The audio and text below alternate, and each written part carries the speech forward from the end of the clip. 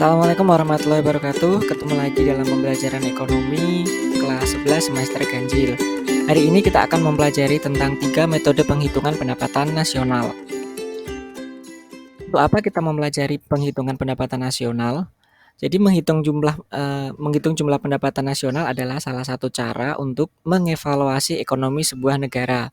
Selanjutnya, bisa juga untuk menjadi dasar penilaian kinerja sumber daya manusianya, juga untuk mengukur produktivitas suatu negara. Dipergunakan pula untuk dasar penentuan kebijakan ekonomi ke depan. Jadi ketika kita sudah mengetahui bagaimana untuk hasil pendapatan nasional tahun ini, kemudian tahun sebelumnya lagi, kita bisa menentukan atau memprediksi bagaimana komposisi tahun-tahun ke depan. Jadi kita bisa menambah sektor-sektor mana yang lemah, sektor-sektor mana yang kuat untuk kita perbaiki ke depannya. Dapat 3 cara untuk perhitungan pendapatan nasional. Yang pertama adalah pendekatan produksi, yang kedua pendekatan pendapatan, yang ketiga adalah pendekatan pengeluaran. Kita awali dari yang pertama, pendekatan produksi. Pendekatan produksi ini menjumlahkan nilai tambah. Jadi kita ulangi lagi, pada pokoknya adalah menjumlahkan nilai tambah. Menjumlahkan nilai tambah seluruh sektor selama satu periode. Nilai tambah ini didapat dari selisih nilai produksi atau nilai output dengan nilai biaya atau nilai input di setiap sektor produksi.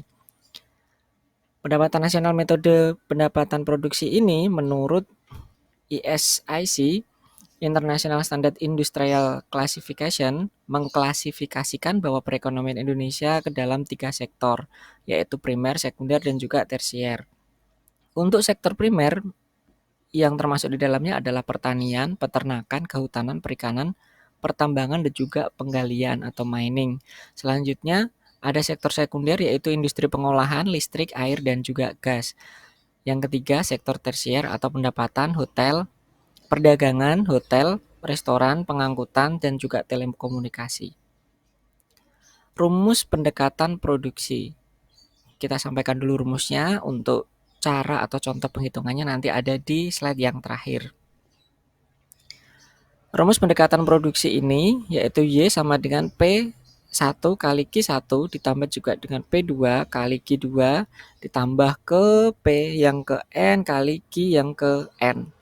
Y itu maksudnya adalah pendapatan nasional, P1 adalah harga barang 1, P itu price, Q1 adalah jenis barang ke-1 atau quantity. Begitu juga dengan selanjutnya dan terakhir, berarti ini adalah price ke N, barang ke N, dan Q atau quantity barang yang ke N. Metode produksi dapat digunakan untuk menghindari perhitungan ganda atau double counting di dalam menghitung pendapatan nasional.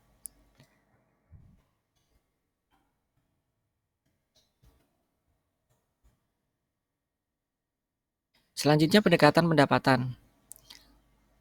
Dalam pendekatan pendapatan, kita akan menjumlahkan pendapatan dari berbagai faktor produksi yang menyumbang terhadap proses produksi. Jadi ada 4 faktor produksi tersebut sebagaimana yang dulu sudah kita pelajari. Yang pertama adalah tenaga kerja, modal, tanah, dan juga keahlian atau kewirausahaan. Nah, kita ingat-ingat dulu, apa saja imbal balik pendapatan dari 4 faktor produksi tersebut. Tenaga kerja, dia akan mendapatkan pendapatannya berupa gaji atau upah atau wage. Nanti akan disimbolkan dalam W. Kemudian ada tanah, dia akan mendapatkan sewa atau rent. Ya, mungkin kalian biasa menyebutnya rental mungkin. Dengan kodenya nanti kode rumusnya adalah R. Modal atau dia akan mendapatkan bunga modal dengan rumus modelnya adalah I atau interest. Kemudian keahlian atau kewirausahaan dia akan mendapatkan laba atau profit yang disimbolkan dengan P. Jadi ada wage, rent, interest, profit. Ada gaji, sewa, bunga modal, ada laba. Sehingga rumusnya untuk pendekatan pendapatan adalah Y sama dengan W R I P. W plus R plus I plus P. Hanya dijumlahkan saja. Jadi W adalah upah atau gaji tadi, R-nya adalah sewa, I-nya adalah bunga modal, dan juga P-nya adalah profit atau keuntungan. Metode ini digunakan untuk mendapatkan hasil dari penjumlahan seluruh penerimaan yang diterima oleh pemilik faktor produksi dalam suatu negara selama satu periode tertentu atau biasanya 1 tahun. Metode penghitungan yang ketiga adalah pendekatan pengeluaran, menjumlahkan seluruh pengeluaran berbagai sektor ekonomi, baik itu rumah tangga perseorangan, rumah tangga pemerintah, rumah tangga perusahaan, juga masyarakat luar negeri suatu negara pada periode tertentu. Nah, apa saja pengeluaran dari 4 pelaku ekonomi yang sudah kita sebut tadi? Yang pertama adalah pengeluaran untuk konsumsi, berarti kita simbolkan C. Pengeluaran dari rumah tangga perusahaan kita pakai I. Pengeluaran untuk pemerintah kita pakai G. G itu government. Kemudian untuk pengeluaran masyarakat luar negeri adalah ekspor, kita simpulkan dengan X, dan impor atau M. Jadi ada konsumsi, investasi, ada government, ada ekspor, dan juga impor. Sehingga rumusnya adalah Y sama dengan C plus I plus G plus X dikurangi M di dalam kurung. Oke, Y itu apa? Pendapatan nasional. C adalah consumption, I-nya investment, kemudian G-nya adalah government expenditure atau pengeluaran pemerintah, X-nya ekspor, M-nya impor. Oke, sekarang kita masuk ke soal. Jumlah suatu barang dalam 1 tahun ada 15.000 unit. Berarti ini adalah kuantitasnya. Kemudian harga barang dalam per unitnya adalah 500.000. Ini berarti masuknya ke price. Kemudian ada data-data yang lain mulai dari upah, sewa, konsumsi, pengeluaran, bunga modal, keuntungan investasi, ekspor, dan juga impor dengan nilai masing-masing. Kita akan menjumlahkan dengan beberapa pendekatan, 3 pendekatan langsung, tetapi kita harus memilah data-data mana yang akan kita pakai untuk penghitungan sesuai dengan rumus yang sudah kita pelajari tadi. Yang pertama pendekatan produksi. Jadi pendekatan produksi kita akan mengalihkan antara jumlah kuantitasnya dengan jumlah harganya. Berarti kuantitas yang ini jumlah barang dalam 1 tahun ini 15.000 unit, kemudian kita kalikan dengan harga barang dalam per 1 unitnya atau 500.000. Totalnya adalah 7.500.000.000. Oke. Selanjutnya pendekatan pendapatan. Tadi rumusnya adalah WRIP. Ini boleh dibalik sih. WRIP. Oke. Jadi kita masukkan R-nya. Ini karena kita tulis R-nya dulu. R itu berarti rent ya. Ini ya rentalnya. Kemudian W atau wage kita cari gaji. Nah, ini.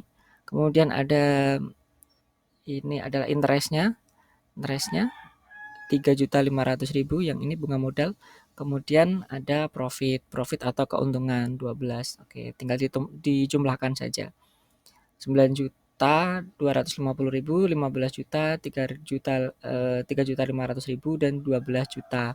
Jumlahnya adalah 39.750.000. Ini untuk metode pendekatan pendapatan yang segini. Terakhir adalah pendekatan pengeluaran. Rumusnya adalah C plus G plus I ditambah di dalam kurung X dikurangi M. C ini konsumsi rumah tangga perseorangan 18 juta, yang ini konsumsi, ini C. Kemudian kita cari yang government atau pengeluaran pemerintah, ini 14 juta, kita masukkan ke sini.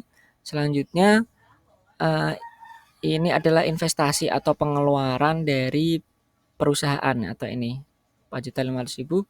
Nah, kemudian kita selisihkan antara ekspor dan impornya, 12.500.000 dikurangi 7.250.000. Jumlahkan semua, jangan lupa ini diselisihkan terlebih dahulu, hasilnya adalah 39.750.000. Oke, itu adalah contoh 3 contoh perhitungan pendapatan nasional dengan 3 metode. Sekarang coba kalian kerjakan soal berikut ini. Nah, silakan dikerjakan di Google Form yang sudah saya kirimkan. Terima kasih, sampai ketemu di pembahasan selanjutnya. Ada pada pembahasan distribusi pendapatan, kurva Lorenz, dan juga Gini rasio. Terima kasih, sampai ketemu lagi. Assalamualaikum warahmatullahi wabarakatuh.